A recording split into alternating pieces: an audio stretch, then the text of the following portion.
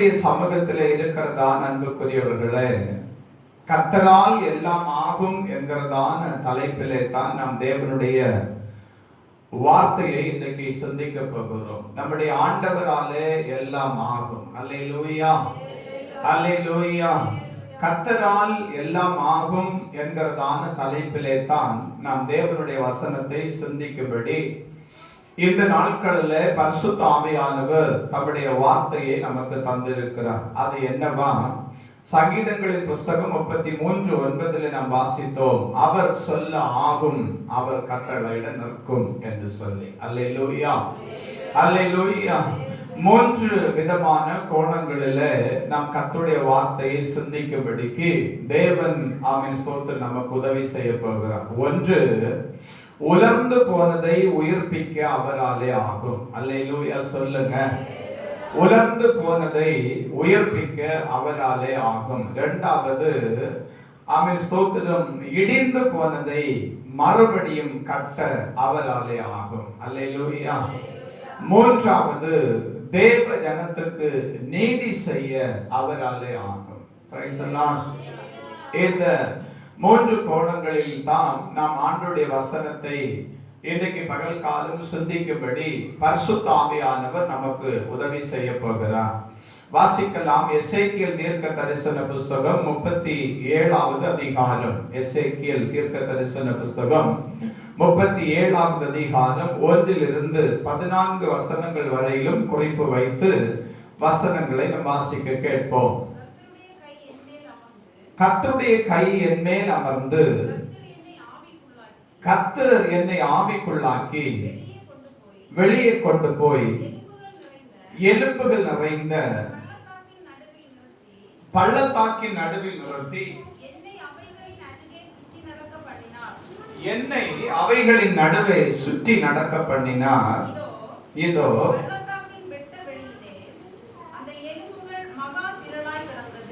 பள்ளத்தாக்கின் வெட்ட வெளியிலே அவைகள் மகா திரளாய் கிடந்தது. அவைகள் மிகவும் உலர்ந்ததுமாயிருந்தது.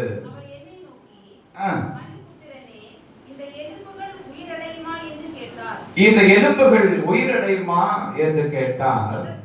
அதற்கு நான், கர்த்தராகிய ஆண்டவரே, தேவரீர் அதை அறிவீர் என்று என்றேன். அப்பொழுது அவர், நீ இந்த எலும்புகளை குறித்து தீர்க்க தரிசனம் உரைத்து சொல்ல வேண்டியது என்னவென்றால், உலர்ந்த எலும்புகளை கர்த்தருடைய வார்த்தையை கேளுங்கள். கர்த்தராகிய ஆண்டவர் இந்த எலும்புகளை நோக்கி, இதோ நான் உங்களுக்குள் ஆவியை பிரவேசிக்க பண்ணுகிறேன், அப்பொழுது உயிரடைவீர்கள். நான் உங்கள் மேல் நரம்புகளை சேர்த்து உங்கள் மேல் மாமிசத்தை உண்டாக்கி உங்களை கோலினால் மூடி தோலினால் மூடி உங்களில் ஆவியை கட்டளையிடுவேன், அப்பொழுது நீங்கள் உயிரடைவீர்கள். போதுமா? போதும். தேவனுடைய விலையேற பெற்ற நாமம் மகிமைப்படுவதாக. ஆண்டவருடைய சமூகத்திலே இருந்து கர்த்தரை ஆராதித்துக் கொண்டிருக்கிறதான் அன்புக்குரியவர்களே, இந்த எசேக்கியேல் தீர்க்க தரிசன புஸ்தகத்தினுடைய இந்த 37வது அதிகாரத்தை நாம் வாசிக்கிற போது இஸ்ரவேல் என்கிறதான ஜனத்தை குறித்து சொல்லப்பட்டதான ஒரு வேத பகுதி தான் இது. இந்த இஸ்ரவேல் ஜனங்களை குறித்து சொல்லப்பட்டதான ஒரு வேத பகுதியை தான் நாம் இன்றைக்கு சிந்திக்க ஆரம்பிக்கிறோம். இந்த இஸ்ரவேல் ஜனங்கள் தேசம் எங்கிலும் என்ன செய்தாங்கன்னு சொன்னா, அடிமையாக கொண்டு போகப்பட்டார்கள். 2வது உலக போருக்கு பிறகு ஆங்காங்கே அடிமையாக தேசத்துல என்ன செய்தாங்கன்னா, ஜனங்கள் கடந்து போக வேண்டியதான கட்டாயம் வந்தது. நீங்கள் கடந்த நாளில் செய்தித்தாள்களின் வழியாக வாசித்திருப்பீர்கள் என்று நான் நம்புகிறேன். மணிப்பூர்ல இருக்கிறதான யூத ஜனங்கள் சொல்லுகிறார்கள், நாங்கள் எங்கள் தேசத்துக்கு போகும்படிக்கு ஆயத்தமாக வாஞ்சையாக இருக்கிறோம் என்று சொல்லி. மணிப்பூர் தேசத்துல, நம்முடைய இந்தியாவினுடைய ஒரு மாநிலமாகிய மணிப்பூர் மாநிலத்திலே இருக்கிறதான யூதர்கள் மறுபடியுமாக நாங்கள் எங்கள் சொந்த தேசத்துக்கு கடந்து போக விரும்புகிறோம் என்று சொல்லி அவர்கள் அதற்காக ஆயத்தப்படுகிறதாக செய்தித்தாளிலே நான் வாசித்தேன். அப்ப அன்புக்குரியவர்களே, உலகமெங்கும் இந்த இஸ்ரவேல் ஜனங்கள் என்ன செய்தாங்க அப்படின்னு சொன்னா, அடிமையாக கொண்டு போகப்பட்டதான ஒரு சூழ்நிலையில தான் இந்த எசேக்கியேல் என்கிறதான தீர்க்கதரிசியை பார்த்து ஆண்டவர் சொல்லுகிறார், ஆண்டவர் கேட்கிறார், இந்த எலும்புகள் மறுபடியும் உயிரடையுமா என்று சொல்லி. அல்லேலூயா, அல்லேலூயா. இந்த எலும்புகள் மறுபடியும் உயிரடையுமா என்று சொல்லி கேட்கிற போது இந்த தீர்க்கதரிசி சொல்லுகிறார், கர்த்தராகிய தேவனே, நீர் அதை அறிவீர் என்று. அப்போ அவன் ஸ்தோத்திரம், தேசம் எங்கிலும் கடந்து போய் கொண்டிருக்கிறதான, அடிமையாய் வாழ்ந்து கொண்டிருக்கிறதான அந்த யூத ஜனங்களை குறித்து நாம் இன்றைக்கு விசாரித்து அறிந்தால், எல்லா தேசங்களிலும் இருக்கிறதான யூதர்கள் தன்னுடைய சொந்த தேசமாகி எருசலேமுக்கு என்ன செய்து கொண்டிருக்கிறாங்கன்னா, கொஞ்சம் கொஞ்சமாக போய்கொண்டே இருக்கிறாங்க. மணிப்பூர் தேசத்தில் இருக்கிறதான அந்த ஜனத்தை பேட்டி எடுத்த போது, பத்திரிகையாளர்கள் பேட்டி எடுத்த போது அவர்கள் இப்படி சொன்னார்கள், எங்கள் தேசத்திலே எங்களுக்கு மரணம் நிச்சயம் என்பதை நாங்கள் அறிந்திருக்கிறோம். ஏனென்றால் எங்கள் தேசம் ஒரு கொடிய இடுக்கணுக்குள்ளே போயிருக்கிறதை நாங்கள் பார்க்கிறோம். ஆனாலும் நாங்கள் எங்கள் சொந்த தேசத்துக்கு போக வேண்டும் என்கிறதான வாஞ்சை எங்களுக்குள்ளே நாளுக்கு நாள் அதிகரித்துக் கொண்டிருக்கிறது. எப்பேற்பட்ட இக்கட்டுகளும் துன்பங்களும் வந்தாலும் எங்கள் தேசத்துக்கு நாங்கள் கடந்து போகிறதிலேயே விருப்பம் உள்ளவர்களாக இருக்கிறோம் என்று சொல்லி அவர்கள் சொன்னார்கள். அல்லேலூயா, அல்லேலூயா. ஆமென், ஸ்தோத்திரம். ஆண்டவரும் சொன்னார், சகல தேசத்திலிருந்தும் என்னுடைய ஜனங்களை கழுகு பறந்து வருகிற விதமாக நான் என் ஜனத்தை பறந்து வர பண்ணுவேன் என்று சொல்லி, இந்த ஆமென் ஸ்தோத்திரம் அனுபவத்தோடு கூட நாம் கடந்து போனால், எசேக்கியேலை கொண்டு ஆண்டவர் ஒரு எலும்பு பள்ளத்தாக்கின் மத்தியில் நிறுத்தி இருக்கிறார். அங்கே வெறும் எலும்புகள் மாத்திரம் நிறைந்ததான ஒரு பள்ளத்தாக்கு, அங்கே மனுஷ சஞ்சாரம் இல்லாத ஒரு சூழ்நிலை. அந்த சூழ்நிலையில அவன் எசேக்கியேலை பார்த்து ஆண்டவர் சொல்லுகிறார், இந்த பள்ளத்தாக்கிலே கிடக்கிறதான எலும்புகள் உயிரடையும்படிக்கு நீ தீர்க்க தரிசனம் உரைக்க வேண்டும் என்று சொல்லி, அப்படியாக தேவனுடைய வார்த்தையை இந்த தீர்க்கதரிசியானவர் எலும்புகளுக்கு நேராக உரைக்கிற போது அந்த எலும்புகளுக்குள்ள என்ன செய்துச்சுன்னா, அவன் ஸ்தோத்திரம் சதைகள் உருவாகவும், தோல்கள் உருவாகவும், நரம்புகள் உண்டாகவும், அவன் ஸ்தோத்திரம் அவைகள் முழு சரீரமாக மாறவும், அவைகள் மறுபடியும் தேவனுடைய ஆவியை பெற்று ஒரு சேனையாக எழும்பி நிற்கவும், அவன் ஸ்தோத்திரம் தேவனுடைய ஆவியானவர் கிரியை செய்கிறதை தான் நாம் இந்த 37வது அதிகாரத்திலே வாசிக்கிறோம். அப்ப ஆண்டவருடைய சமூகத்திலே இருக்கிறதான அன்புக்குரியவர்களே, நம்முடைய ஆண்டவர் இன்றைக்கு உங்களையும் பார்த்து, என்னையும் பார்த்து, நம்ம எல்லாரையும் பார்த்து சொல்லுகிறார், இந்த இஸ்ரவேல் ஜனங்கள் அவன் உலர்ந்து கிடக்கிறது போல நீங்கள் ஒருவேளை உலர்ந்து கிடக்கிறீர்களோ, உலர்ந்து கிடக்கிறதான உங்களை நான் மறுபடியும் உயிரடைய பண்ணுவேன் என்று சேனைகளின் கர்த்தராகிய தேவன் நம்மை பார்த்து சொல்லுகிறார். அல்லேலூயா, அல்லேலூயா. உலர்ந்து போய் கிடக்கிறதான அனுபவம் நம்முடைய வாழ்க்கையில இருக்கிறது. நாம் ஒன்றோடு ஒன்று சேருவோம் என்கிறதான நம்பிக்கை இல்லை, நமக்குள்ளே ஜீவன் உண்டாகும் என்கிறதான நம்பிக்கை இல்லை, நமக்குள்ளே ஆமென் ஒரு சேனையா எழும்பத்தக்கதான எந்த ஒரு நம்பிக்கையும் இல்லாத ஒரு சூழ்நிலைக்குள்ளே நாம் இன்றைக்கு தள்ளப்பட்டு கிடக்கிறோம் என்று சொன்னார். இன்றைக்கு ஆவியானவர் உங்கள் ஒவ்வொருவரையும் பார்த்து சொல்லுகிறார், உலர்ந்து போனதான எலும்புகள் உயிரடைந்தது போல தேவனுடைய சமூகத்திலே, அதாவது கர்த்தருடைய சமூகத்திலே இருந்து விண்ணப்பித்துக் கொண்டு அழுது கொண்டிருக்கிற தேவஜனமே, உன்னையும் நான் மறுபடியும் உயிரடைய பண்ணுவேன், உலர்ந்து கிடக்கிறதான உன்னுடைய வாழ்க்கையை நான் மறுபடியும் உயிரடைய செய்வேன் என்று சொல்லி. அல்லேலூயா, அல்லேலூயா. ஏதோ ஒரு சூழ்நிலை நிமித்தம் நீங்கள் உலர்ந்து போன ஒரு அனுபவத்தோடு வாழ்ந்து கொண்டிருக்கலாம்.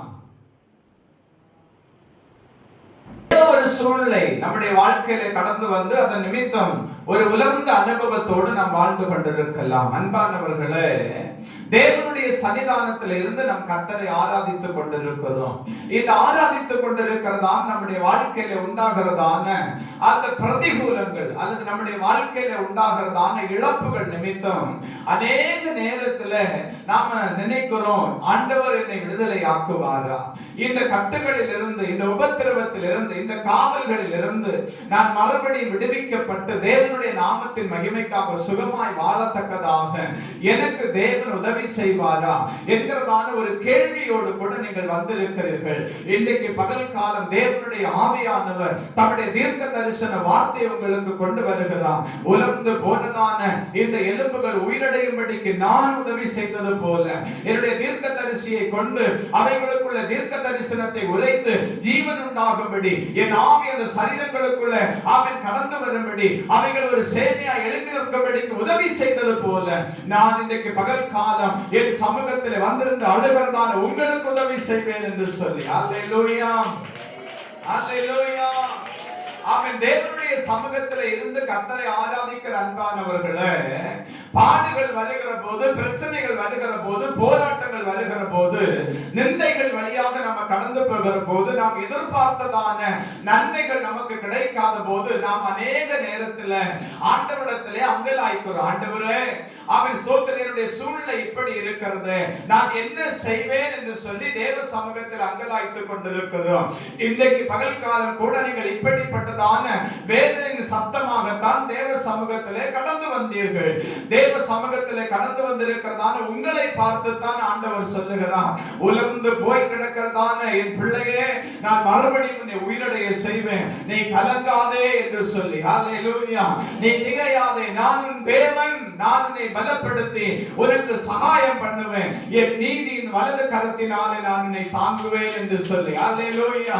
ஐயோ, நான் உலர்ந்து போயிட்டேன், என்னுடைய தொழில் நஷ்டம் ஆயிற்று, என்னுடைய வியாபாரம் நஷ்டம் ஆயிற்று, என்னுடைய ஆசீர்வாதங்கள் எல்லாம் என்னுடைய வீட்டை விட்டு போயிற்று, ஆமென், எந்த ஒரு நன்மை இல்லாதபடிக்கு தரித்திரப்பட்ட ஒரு மனுஷனாக நான் தேசத்தில் சஞ்சரித்துக் கொண்டிருக்கிறேன், எனக்கு ஆசீர்வாதம் இல்லை, நான் யாரிடத்தில் போய் கேட்க முடியும் என்கிறதான வேதனையின் ஜெபம் உங்கள் வாழ்க்கையில இருக்கிறது அல்லவா? இன்றைக்கு பகல் காலம் அந்த வேதனையின் ஜெபத்திற்கு ஆண்டவர் ஒரு முற்றுப்புள்ளியை வைக்கிறார். அன்புக்குரியவர்களே, நீங்கள் இழந்தது எதுவா இருந்தாலும் சரி, ஆமென், ஆண்டவராகிய தேவன் அவைகளை உங்களுக்கு திரும்ப தருகிற நாட்களாக இந்த நாட்கள் மாறுகிறது. நீங்கள் இழந்தவைகளை ஆண்டவர் உங்களுக்கு திரும்ப தருகிறது மாத்திரமல்ல, உங்கள் உலர்ந்து கிடக்கிறதான ஆவிக்குரிய ஜீவிதத்தையும் அவர் புதுப்பிக்கும்படி வந்திருக்கிறார். அல்லேலூயா.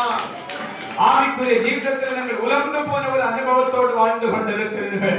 ஐயோ, நான் என்ன செய்வேன் என்கிறதான கேள்வி உங்களுக்குள்ள அடிக்கடி வந்து போகிறது. ஆண்டவரே, நான் ஜனத்தின் மத்தியில் நிற்க வேண்டுமே, தேசத்தில் நான் சஞ்சரிக்க வேண்டுமே, என்னுடைய பிள்ளைகளை நான் கர்த்தருடைய நாமத்தின் மகிமைக்காக வளர்த்து ஆளாக்கிட வேண்டுமே, அதற்கு முன்பதாக என் ஜீவன் போய்விடுமோ, என்னுடைய மரணம் எனக்கு வந்துவிடுமோ, என்னுடைய சரீரத்தில் உண்டாகிறதான வேதனைகளை குறித்து நான் சிந்திக்கிற போது என் பிள்ளைகளுடைய காரியத்தை செய்யத்தக்கதாக நான் இந்த தேசத்தில் இல்லாமல் போய்விடுவேனோ என்கிறதான எண்ணம் உங்களுக்கு வருகிறது. கவலைப்படாதிருங்கள், கவலைப்படாதிருங்கள். இன்றைக்கு உங்கள் உலர்ந்த எலும்புகளை ஆண்டவர் உயிர்ப்பிப்பார். அல்லேலூயா, அல்லேலூயா. உங்கள் உலர்ந்த எலும்புகளை ஆண்டவர் உயிர்ப்பிப்பார். அன்புக்குரியவர்களே, நீங்கள் ஒரு சேனையாய் தேவநாமத்தின் மகிமைக்காக கட்டாயம் நிற்பீர்கள். நீங்கள் ஒரு சேனையாய் தேவநாமத்தின் மகிமைக்காக கட்டாயம் நிற்பீர்கள். ஆமென். இன்றைக்கு உங்களை பார்க்கிற போது, ஆமென், வெறும் எலும்புகளாய் மாத்திரம் நீங்கள் மனுஷருடைய கண்களுக்கு தோன்றலாம். ஆனால் கர்த்தருடைய பார்வையில் வெறும் எலும்புகளாய் அல்ல, நீங்கள் ஒரு சேனையாய் நிற்கிறதாகவே ஆண்டவர் உங்களை பார்த்துக் கொண்டிருக்கிறார். அல்லேலூயா. மனுஷர்கள் அநேக நேரத்தில் நம்மை பார்க்கிற போது, இவனுக்கு யார் உண்டு, இவனுக்கு யார் உதவி செய்ய முடியும், இவனுக்கு ஒத்தாசை செய்கிறதற்கு யார் இந்த வீட்டுக்கு வருவாங்க, யார் இவனுக்கு ஆதரவு சொல்லுவாங்க, இவனுடைய சரித்திரம் இதோடு முடிந்து விட்டது, இவன் முடிய வேண்டும் என்று சொல்லித்தான் நான் காத்துக் கொண்டிருக்கிறேன் அப்படின்னு சொல்லுகிறதான ஜனங்கள் இருக்கலாம். ஆனால் ஆண்டவருடைய சமூகத்தில் இருந்து கர்த்தரை ஆராதித்துக் கொண்டிருக்கிற தேவ பிள்ளையே, சத்துருக்களுக்கு மத்தியில் விருந்தொன்றை ஆயத்தப்படுத்தி நம்முடைய தலையை எண்ணெயினால் அபிஷேகம் பண்ணி, ஆமென், ஸ்தோத்திரம், நம்மை சத்துருக்களின் மத்தியில் உயர்த்தி நிறுத்துகிறதான சேனைகளின் கர்த்தரை நாம் கரம் பிடித்திருக்கிறோம். அந்த ஆண்டவர் நம்மை விட்டு விலகவே மாட்டார். அல்லேலூயா, அல்லேலூயா. ஒரு விசை ஆண்டவர் நம்மை கரம் பிடித்துக் கொண்டாரே ஆனால், ஒரு விசை ஆண்டவர் நம்மை கரம் பிடித்துக் கொண்டாரே ஆனால் ஒருபோது நம்மை அவர் தள்ளிவிட மாட்டார். ஒருபோதும் அவர் தள்ளிவிட மாட்டார். எந்த சூழ்நிலையிலும் இந்த ஆலயத்தில் தேவன் உங்களை என்னை நிறுத்தி இருக்கிறதற்கு ஒரு நோக்கம் உண்டு. நோக்கம் இல்லாம இங்கே யாரையும் ஆண்டவர் கொண்டு வந்து நிறுத்தவில்லை. இங்கே இருந்து நாம் கர்த்தரை ஆராதிக்கவில்லை. இந்த ஆலயத்திலிருந்து ஆராதிக்கிறதான நம்மை ஆமென் ஸ்தோத்திரம் ஆண்டவர் ஆமென் ஒரு நோக்கத்தோடே கொண்டு வந்து நிறுத்தினார். அவருடைய நோக்கம், அவருடைய சுத்தம், அவருடைய ஆமென் நாமத்தின் மகிமைக்காக நிச்சயம் நம்முடைய வாழ்க்கையில் நிறைவேறுங்க. நீங்க கவலைப்படாதிருங்க. ஹல்லேலூயா, ஹல்லேலூயா. ஆமென். கவலைகள் வருகிற போது நான் உங்களுக்கு ஒன்று சொல்லுவேன். இதற்கு முன்பதாக நீங்கள் கடந்து வந்ததான பாதைகளை சிந்தித்து பாருங்களேன். இதற்கு முன்பதாக நீங்கள் கடந்து வந்ததான உபத்திரவத்தின் நாட்களை சிந்தித்து பாருங்களேன். இதற்கு முன்பதாக நீங்கள் கடந்து வந்ததான ஆமென் நெருக்கத்தின் காலங்களை சிந்தித்து பாருங்களேன்.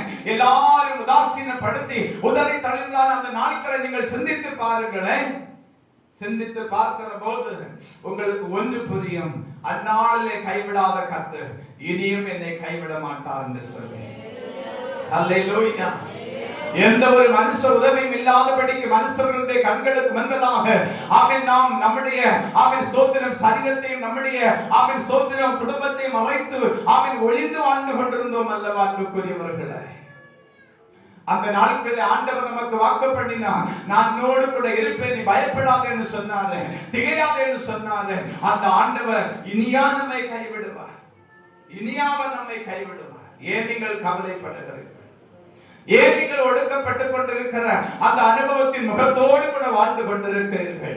தேவ சமூகத்திலே சந்தோஷமாயிருங்கள் அன்புக்குரியவர்களே. ஆமென்.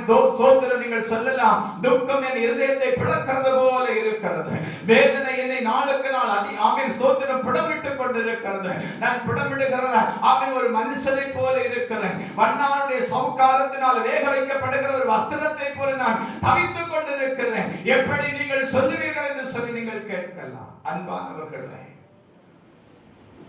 கடந்து வந்ததான பாதைகளை நீங்கள் சிந்தித்து பார்க்கிற போது அந்த கடந்து வந்ததான நாட்கள்ல நம்மை கைவிடாதபடி நம்முடைய உபத்திரவத்தில் நமக்கு உறுதுணையாக இருந்து நமக்கு ஒரு சிநேகிதனாக, நமக்கு ஒரு தகப்பனாக, நமக்கு ஒரு நல்மைப்பனாக இருந்து நமக்கு ஆறுதல் தந்தது மாத்திரம் அல்ல, நம்முடைய தேவைகளை அந்த நாட்களில் சந்தித்து நம்மை அந்த இக்கட்டின் நாளிலிருந்து விடுதலையாக்கி இதுவரையிலும் நடத்தி கொண்டிருக்கிறதான தெய்வம் இனியும் அவர் உங்களை கைவிட மாட்டார்.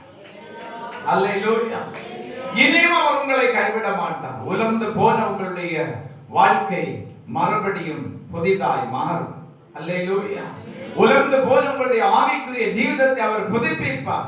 உலர்ந்து போன உங்கள் குடும்பத்தை மறுபடியும் அவர் கட்டி எழுப்புவார். நீங்கள் கவலைப்படாதீர்கள், நீங்கள் கவலைப்படாதீர்கள். தேவ சமூகத்தில் இருக்கிறதான அன்புக்குரியவர்களே, ஒரு நாள் ஆண்டவராக இயேசு கிறிஸ்து ஒரு பட்டணத்துக்கு கடந்து வந்தாராம். கடந்து வந்த போது அந்த பட்டணத்தில் இருக்கிறதான சிறியோரும் பெரியோரும் எல்லாரும் ஆண்டவருடைய பாதத்திலே அவர்களுடைய வேதனைகளை சொல்லும்படிக்கு கடந்து வந்திருந்தார்கள். ஒரு திரள் கூட்டம் ஜனம் ஆண்டவர் இருக்கிறதான அந்த இடத்திற்கு மத்தியிலே வந்து விட்டது. வரிசை வரிசையாக வந்து கொண்டே இருக்கிறார்கள். ஒவ்வொருவரும் தங்களுடைய இருதயத்தின் வேதனைகளை சொல்லி சொல்லி சொல்லி சொல்லி ஆண்டவருடைய சமூகத்திலே விடுதலைக்காக அழுது தேவநாமத்திலே ஆசீர்வாதத்தை பெற்று கடந்து போய் கொண்டிருக்கிறார்கள். இப்படி வரிசையாக அந்த கூட்டம் நின்று கொண்டிருக்கிற போது சிலர் என்ன செய்திருக்கிறாங்கன்னு சொன்னா, தன்னுடைய கவலைகள் எல்லாவற்றையும் சொல்லி முடியாது அப்படிங்கிறதுக்காக புத்தக வடிவில் எல்லாவற்றையும் எழுதி ஏசப்பாவுக்கு முன்பதாக கொண்டு வந்திருக்கிறாங்க. சிலர் தன்னுடைய வாயினால சொல்லி கடந்து போனாங்க, சிலர் புத்தக வடிவிலே சொல்லி கடந்து போனாங்க. கடைசியாக ஒரு மனுஷன் ஆண்டவரிடத்துல வந்தார். ஆண்டவரிடத்துல வந்த போது ஆண்டவர் கேட்டாராம், அன்பு மகனே, என்னிடத்திலே சொல்லும்படிக்கு உனக்கு கவலைகள் ஒன்றும் இல்லையோ, உனக்கு வேதனையின் அனுபவங்கள் ஒன்றும் இல்லையோ அப்படின்னு சொல்லி கேட்டப்ப அவன் சொன்னான், அம்மா ஆண்டவரே, இது புத்தகங்களினால எழுதி கொண்டாலும் போதாதப்பா, அதனால என்னுடைய வாகனத்திலே அத்தனையும் நான் சுமந்து கொண்டு வந்திருக்கிறேன் அப்படின்னு சொல்லி. அல்லேலூயா. என்னுடைய வாகனத்திலே நான் அத்தனையும் சுமந்து கொண்டு வந்திருக்கிறேன். என்னால சுமக்கத்தக்கதான பாரம் அல்ல அது. ஆதலால் நான் தேவனுடைய சமூகத்தில் எப்படியாயினும் இருட்டுகிற வேளைக்கு முன்பதாக என்னுடைய பாரங்களை சொல்லிவிட வேண்டும் என்பதற்காக, ஜனத்தோடு ஜனமாய் நின்று என்னுடைய காரியங்களை அறிவிப்பதற்காக நான் வரிசையிலே கிரமமாய் நின்று கொண்டிருக்கிறேனே தவிர என் பார சுமைகள் எல்லாவற்றையும் நான் வாகனத்திலே வைத்து ஆமென் உமக்கு முன்பதாக வந்திருக்கிறேன் என்று சொல்லி. இன்றைக்கும் வேதம் சொல்லுகிறது, வருத்தப்பட்டு பாரம் சுமக்கிறவர்களே நீங்கள் எல்லாரும் என்னிடத்திலே வாருங்கள், நான் உங்களுக்கு இளைப்பாறுதல் தருவேன்னு சொல்லி. எங்க வாசிக்கிறோம் நம்ம? மத்தேயு சுவிசேஷம் மத்தேயு சுவிசேஷம் 11வது அதிகாரம் 28வது வசனம். அல்லேலூயா. வருத்தப்பட்டு பாரம் சுமக்கிறவர்களே நீங்கள் எல்லாரும் என்னிடத்திலே வாருங்கள். இன்றைக்கு ஆமென் சோத்திரம், தீர்க்க தரிசனத்தின் ஆவியானவர் நம்முடைய மத்தியிலே உலாவிக் கொண்டிருக்கிறார். நீங்க சொல்லலாம், நாளைய தினத்தினுடைய தேவைகளுக்காக நான் என்ன செய்வேன்ப்பா, நான் உலர்ந்து கிடக்கிறேனே. சிலர் சொல்றாங்க, நான் ராத்திரியும் பகலும் பிரயாசப்படுகிறேன், ஆனால் என்னுடைய கரங்களில் ஆசீர்வாதங்கள் இருக்கிறதா அப்படின்னு சொல்லி நான் சிந்திச்சா, ஒரு பொத்தலான பையன் அனுபவத்தோடு கூட நான் வாழ்ந்து கொண்டிருக்கிறேன். நேற்றைய தினத்துல ஒரு சகோதரன் எனக்கு போன் பண்ணி அவங்க சொல்லிச்சு, பாஸ்டர் நான் எல்லாரையும் கடவுளை போல நம்பினேன் பாஸ்டர், கடவுளை போல நம்பினேன். என்னோடு கூட இருக்கிறதான சகோதரர்கள் தானே என்னை ஏமாற்றி விடுவார்கள் என்கிறதான நம்பிக்கை இல்லை. நான் அவங்களை என் ஜீவனிலும் அதிகமாய் நம்பி என் கிரயத்தை எல்லாம் அவர்களுக்கு கொடுத்து நான் அவர்களை உபசரித்து வந்தேன், நான் அவர்களை பாதுகாத்து வந்தேன். ஆனால் எல்லாரும் என்னை ஏமாற்றினார்கள் சொல்லிட்டு அவர் சொன்னாரு, அவன் ஸ்தோத்திர, மனுஷனை நம்புவதை பார்க்கிறோம் கர்த்தர் பேரிலே பற்றுதலா இருப்பதே நலம் என்று சொல்லப்பட்டிருக்கிறது பாஸ்டர். அவன் ஸ்தோத்திர மாத்திரம் அல்ல, நாசியிலே சுவாசம் உள்ள மனுஷனை நம்புவதற்கு அவன் எம்மாத்திரம் சொல்லி அல்லவா எழுதப்பட்டிருக்கிறது.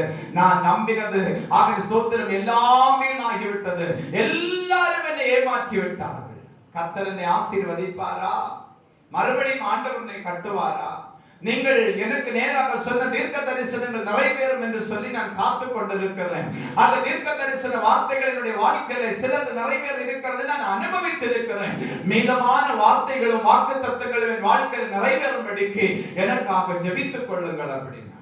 அன்புக்குரியவர்களே, அநேக நேரத்துல நாம் இப்படித்தான் இருக்கிறோம்.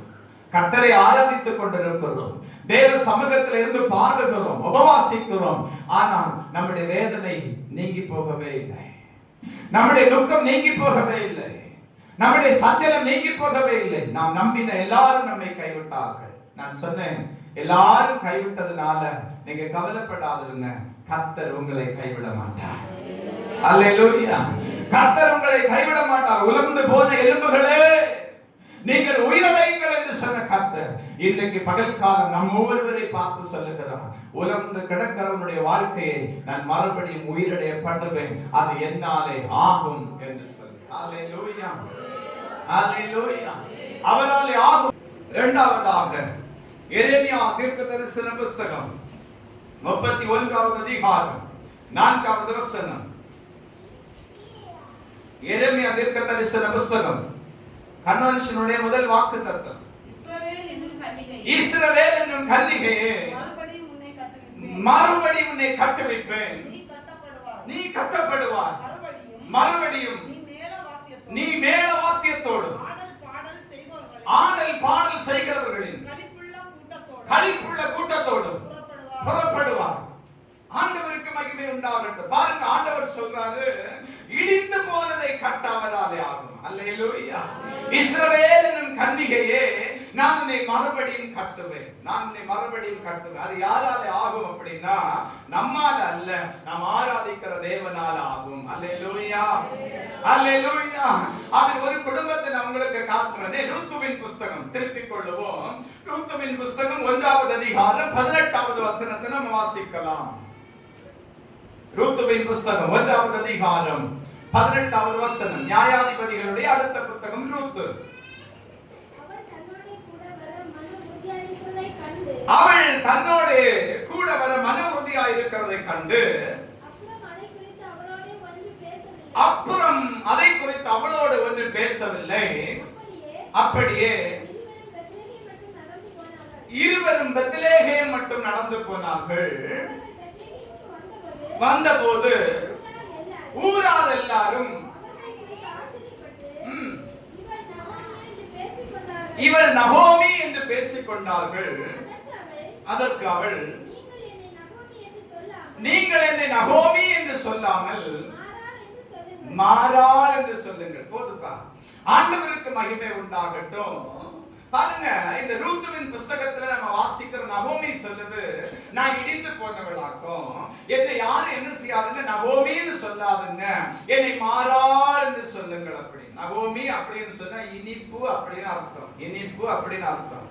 மாறாள் அப்படின்னா கசப்பு. என்னுடைய வாழ்க்கையில ஆண்டவர் கசப்பை கட்டளையிட்டார், அதனால என்னை யாரும் என்ன செய்யாதுங்க, நகோமி அப்படின்னு சொல்லாதுங்க அப்படின்னு சொல்லுது. ஆனா இந்த குடும்பத்தினுடைய கடைசி பகுதியை, இந்த வேத புத்தகத்தினுடைய கடைசி பகுதியை நீங்க வாசித்தீங்கன்னா 4வது அதிகாரத்தை நீங்க அப்படியே திருப்பிக் கொள்ளுங்க, பார்க்கலாமே. 4வது அதிகாரம் 12 இருந்து 22 வசனங்கள் வரையிலும் குறிப்பு வைத்து 22வது வசனத்தை மட்டும் வாசிங்க. ஓபேத் ஈசாயை பெற்றான், ஈசாய் தாவீதை பெற்றான். அல்லேலூயா. இப்போ இதனுடைய சரித்திரத்தை நான் சொல்லிட்டு போயிருந்தேன். இந்த நகோமி அப்படிங்கறதான இந்த அம்மா எங்க போச்சு அப்படின்னா மோவாபுக்கு போனாங்க. மோவாபுக்கு போன இடத்துல தன்னுடைய புருஷனாரும் பிள்ளைகளும் இறந்து போனாங்க.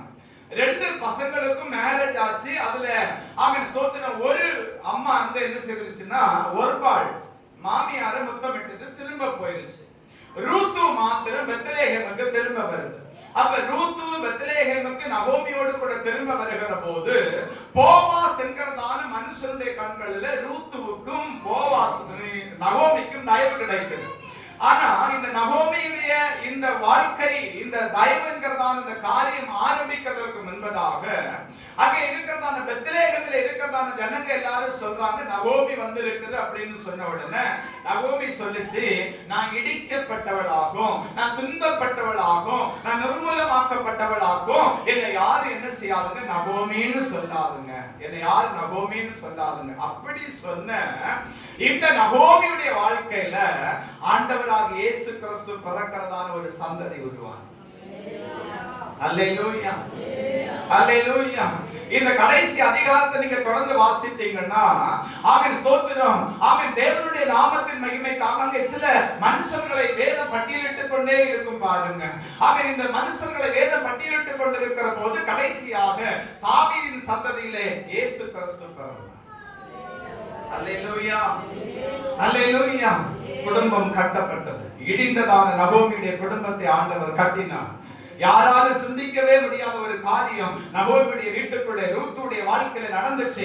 அவன் ரூத்துடைய பிள்ளையை வளர்க்கிறதான தாயானாள் நகோமி. அல்லேலூயா, அல்லேலூயா. பிள்ளைகளுடைய படிப்பா இருக்கலாம், வேலை காரியமா இருக்கலாம், அன்பு பிள்ளைகளை ஆண்டவர் உங்களை புதுப்பித்து கட்டுவார். ஐயோ, நான் இடிந்து போயிட்டேங்க, எத்தனை இன்டர்வியூக்கு நான் போகிறது, எத்தனை இன்டர்வியூக்கு நான் அப்ளிகேஷன் போடுகிறது, என்னை யாரும் விசாரிக்கல, என்னை யாரும் கூப்பிடல, கலங்கி கொண்டிருக்கிறாய் அல்லவா? இன்னைக்கு ஆண்டவரை பார்த்து சொல்லுகிறார், நகோமியுடைய குடும்பம் கட்டப்பட்டது போல நான் உன்னை மறுபடியும் நாமத்தின் மகிமைக்காக கட்டுவேன். அது என்னாலே ஆகும். அல்லேலூயா. இன்னொரு காரியத்தை நான் சொல்லி முடிக்கிறேன். தேவநாமம் மகிமைப்படட்டும். ஏசாயா தீர்க்கதரிசன புஸ்தகம் 51:22 வாசிக்கலாம். கர்த்தராகிய உன் ஆண்டவரும் தமது ஜனத்துக்காக வழக்காட போகிற தேவனுமானவர் சொல்லுகிறது என்னவென்றால், இதோ தத்தளிப்பின் பாத்திரத்தை உன் கையிலிருந்து நீக்கி போடுவேன், குடிப்பதில்லை. வாசித்த வசனத்தின்படியே கர்த்தர் உங்களை ஆசீர்வதிப்பாராக. அல்லேலூயா. தேவனுடைய நாமம் மகிமைப்படுவதாக. அவன் தமது ஜனத்துக்காக வழக்காட அவராலே ஆகும். அல்லேலூயா. மூன்றாவதாக நமக்காக வழக்காட அவராலே ஆகும். Praise the Lord. நல்லா புரிஞ்சுக்கணும், தேவனுடைய சமூகத்தில் இருந்து கர்த்தரை ஆராதித்துக் கொண்டிருக்கிற அன்பானவர்களே, இந்த இஸ்ரவேல் என்கிறதான ஜனத்தை ஆண்டவர் அதிகமாக நேசித்தார். 430 ஆண்டு காலம் இந்த இஸ்ரவேல் ஜனங்கள் அடிமையாக எகிப்து தேசத்திலே இருந்தாங்க. 10 விதமான அடையாளங்களையும் அற்புதங்களையும் ஆண்டவர் செய்து தான் இஸ்ரவேலை எகிப்திலிருந்து புறப்பட பண்ணினார். புறப்பட பண்ணினதற்கு பிறகு இஸ்ரவேல் ஜனங்கள் திகைத்து திரிகிறார்கள் என்று சொல்லி பார்வோனும் பார்வோனுடைய சேனையும் கண்டு இஸ்ரவேலை மறுபடியும் அடிமைப்படுத்திக் கொள்ளும்படிக்கு இஸ்ரவேலுக்கு விரோதமாக வந்துச்சு. அவங்க எல்லாரும் சொல்றாங்க, நமக்கு வேலைகளை செய்யறது யாரு, நமக்கு செங்கல் அறுத்து தரது யாரு, நமக்காக வீடுகளை கட்டுகிறது யாரு, இந்த இஸ்ரவேலை நாம இப்படி திரும்ப விட முடியும், அவங்களை நாம மறுபடியும் அடிமைப்படுத்திடணும் அப்படின்னு சொல்லி எல்லாரும் சேர்ந்து அவன் ஸ்தோத்திரம் பார்வோனும், அதாவது எகிப்தில இருக்கிறதான ராஜாவும் அதிபதிகளும் எல்லாரும் சேர்ந்து அவங்களுடைய பிரதான ரதங்கள் எல்லாவற்றையும் ஆயத்தப்படுத்தி கொண்டு எல்லாருமா சேர்ந்து என்ன செய்யறாங்கன்னா இஸ்ரவேலுக்கு விரோதமாக யுத்தம் பண்ணுகிறதற்கு வருகிறாங்க. எல்லாரும் வருகிறாங்க. வசனம் சொல்லுது, யோசபாத்தே கேளுங்கள், நீங்கள் அந்த ஏராளமான கூட்டத்திற்கு பயப்படாமலும் கலங்காமலும் இருங்கள். இப்ப ஒரு ஏராளமான கூட்டம் யார் அடிமைப்படுத்தும்படிக்கு வருது அப்படின்னு சொன்னா, தேவனுடைய ஜனத்தை, தேவனால் தெரிந்து கொள்ளப்பட்டு தேவனுடைய அற்புதத்தினால் விடுதலையாக்கப்பட்டிருக்கிறதான ஜனத்தை துன்பப்படுத்தும்படிக்கு வருது. ஆண்டவர் சும்மா இருந்தாரா? எனக்கு தெரிந்ததான ஒரு தேவ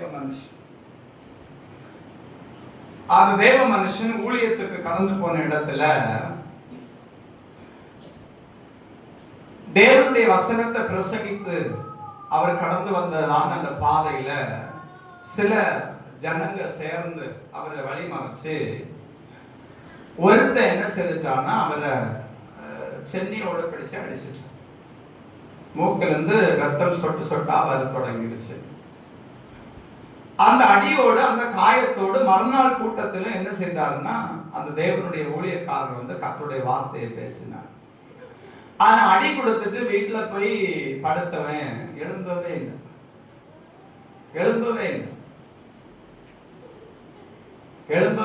சில நேரங்கள்ல ஆண்டவர் அமைதியா இருக்கிறார் அப்படின்னு சொல்லி துஷ்டன் என்ன நினைக்கிறான்னு சொன்னா ரொம்பவும் கர்ச்சிக்கிறார். ஆனா தேவன் எழும்புகிற காலம் இது. தம்முடைய ஜனத்தை நெகிழ விடாமலும் தம்முடைய சுதந்திரத்தை கைவிடாமலும் இருக்கிற கர்த்தர் தம்முடைய ஜனத்துக்காக எழும்புகிற காலம் இது. ஆண்டவர் பார்த்தார், இஸ்ரவேல் எல்லாரும் சமுத்திரத்துல போன போது பார்வோன்னு நினைச்சான். அவன் சமுத்திரம் வெட்டாந்தரையாத்தானே இருக்குது. அந்த சமுத்திரத்துக்குள்ளே போய் இந்த இஸ்ரவேல் என்கிறதான ஜனத்தை அடிமைப்படுத்தி நான் மறுபடியும் எகிப்துக்கு கொண்டு வருவேன், மறுபடியும் என்னுடைய வீட்டுல வேலைக்காரர்களாக நான் அவர்களை வைப்பேன் அப்படின்னு சொல்லி பார்வோன் நினைச்சிட்டான். பார்வோனுடைய சேனையும் அதிபதிகளும் எல்லாரும் சமுத்திரத்துக்குள்ளே இறங்கினாங்க. ஆனா கர்த்தர் ஒரு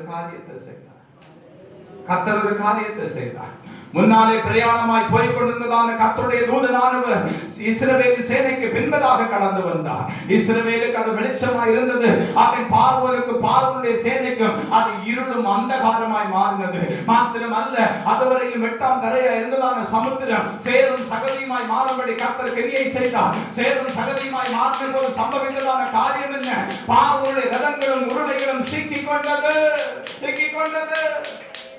அவங்க சொல்றாங்க, நாங்க திரும்ப ஓடணும், திரும்ப நம்ம எல்லாரும் கரைக்கு போயிடுவோம், கர்த்தர் இஸ்ரவேலுக்காக நம்மோடு கூட யுத்தம் பண்ணும்படிக்கு வருகிறார் அப்படின்னு சொன்னாங்க.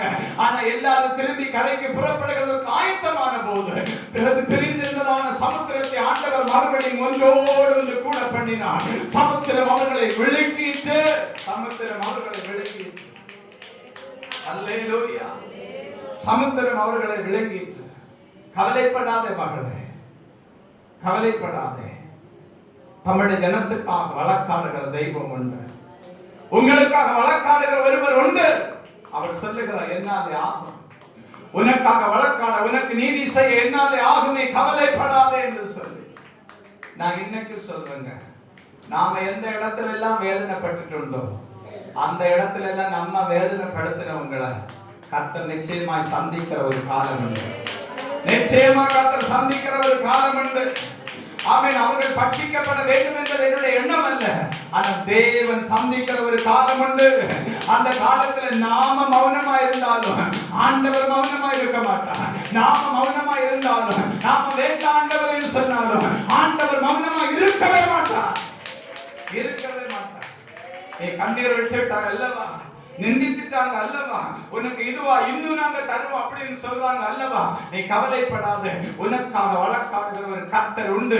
இன்னைக்கு அந்த கர்த்தர் உன்னை அணைத்துக் கொள்ளுகிற உங்களை மார்போடு அணைத்துக் கொள்ளுகிறார். அவருடைய வலது கரம் உங்களை அணைத்துக் கொள்ளுகிறது. நீங்கள் கவலைப்படாதீர்கள் அன்பானவர்களே, நீங்கள் கவலைப்படாதீர்கள், நீங்கள் கவலைப்படாதீர்கள். அழித்து ஒழித்து தீரு மட்டும் நான் உறங்கேன் என்று சொல்லுகிறதான ஆமென் ஸ்தோத்திர சத்துருவின் மத்தியில நம்மை ஆண்டவர் மறுபடியும் தலையில பண்ணுகிற காலம் இது. நம்மை ஆண்டவர் மறுபடியும் உயிர்ப்பித்து நிறுத்துகிற காலம் இது. நம்மை ஆண்டவர் மறுபடியும் அவருடைய நாமத்தின் மகிமைக்காக உயர்த்தி நிறுத்துகிற காலம் இது. அல்லேலூயா, அல்லேலூயா. ஆமென் ஸ்தோத்திர சத்துரு ஆமென் சத்துரு வெள்ளம் போல நமக்கு விரோதமாக எழும்பலாம். ஆனாலும் பரிசுத்த ஆவியானவர் நமக்காக கொடியேற்றுகிறவராய் நமக்கு முன்பதாக அவர் வருவார், நமக்கு முன்பதாக வருவார், நமக்கு முன்பதாக வருவார். அவர் தமது ஜனத்துக்காக வழக்காடுகிறவர். அல்லேலூயா, அல்லேலூயா. தமது ஜனத்துக்காக அவர் வழக்காடுகிறவர், தமது ஜனத்துக்காக அவர் வழக்காடுகிறவர். கவலைப்படாது, முழங்கால் படியிடும், முழங்கால் படியிட்டு நம் தேவனை நோக்கி செபித்து நிறைவு செய்யப்படும். நேரம் அதிகமாகி கடந்து போய்விட்டது. நம் முழங்கால் படியிடும். ஆண்டவராலே ஆகும். நீங்க கர்த்தரை விசுவாசிங்க. நிறைய செய்திகள் உண்டு. நான் சொல்ல போனா அவன் தேவன் இன்றைக்கு உங்களை பார்த்து சொல்லுகிறார். தேவனுடைய தீர்க்க தரிசனத்தின் ஆவியானவர் உங்களோடு கூட பேசிக் கொண்டிருக்கிறார். அவரால் எல்லாம் ஆகும், அவரால் எல்லாம் ஆகும், அவரால் எல்லாம் ஆகும். அன்புக்குரியவர்களே, அவன் இடிந்து போன உன்னுடைய வாழ்க்கையை, இடிந்து போனவனுடைய குடும்பத்தை மறுபடியும் கட்டி புதுப்பிக்க அவராலே ஆகும்.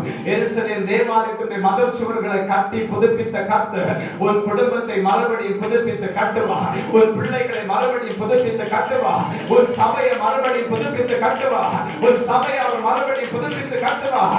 உன் சபையை மறுபடியும் அவர் புதுப்பித்து கட்டுவார். உன் சபையை மறுபடியும் புதுப்பித்து கட்டுவார். நீ கவலைப்படாதே, நீ கவலைப்படாதே. உன் குடும்பத்தை ஆண்டவர் புதுப்பித்து கட்டுவார். உன் தலைமுறைகளை ஆண்டவர் கட்டுவார். மறுபடியும் மறுபடியும் கட்டுவார். ஐயோ, திருமண வாழ்க்கையில இடைப்பட்டதான என்னுடைய மகள் வேதனைப்படுகிறார், என்னுடைய மகள் வேதனைப்பட்டு ஒடுங்கி கொண்டிருக்கிறார் என்று சொல்லி அழுகிறாய் அல்லவா?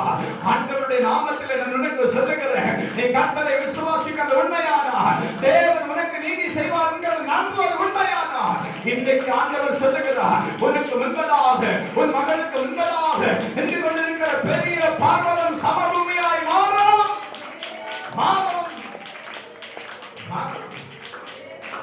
அன்பு பிள்ளைகளே, தேவன் உங்களை ஆசீர்வதிப்பார், தேவன் உங்களை ஆசீர்வதிப்பார். செபித்து நிறைவு செய்ய